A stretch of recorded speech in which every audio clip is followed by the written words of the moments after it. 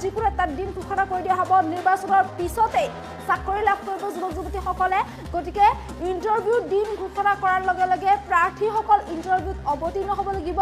আৰক্ষী যিসকলে মকৰল কৰিছিল তেওঁলোকে এতিয়া সম্পূৰ্ণৰূপে সাজু হোৱা উচিত জুলাই মাহৰ যিকোনো এটা দিনত ইণ্টাৰভিউ হ'ব আৰু ইণ্টাৰভিউ হোৱাৰ লগে লগে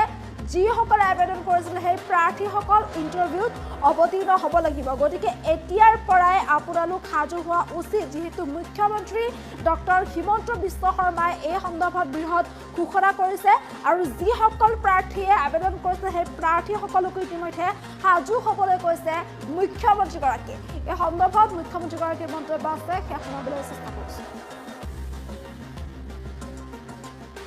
জুলাই মাহত পুলিচৰ ইণ্টাৰভিউ হ'ব আগষ্ট ছেপ্টেম্বৰত গ্ৰেড 3 গ্ৰেড 4ৰ ইণ্টাৰভিউ হ'ব ঠিক আছে আৰু এটা দালালে কোনো দালালে 1 টকা খাব নোৱাৰিব জুলাই মাহত পুলিচৰ ইণ্টাৰভিউ হ'ব আগষ্ট ছেপ্টেম্বৰত গ্ৰেড 3 গ্ৰেড 4ৰ ইণ্টাৰভিউ হ'ব ঠিক আছে আৰু এটা দালালে কোনো দালালে 1 টকা খাব নোৱাৰিব জুলাই মাহত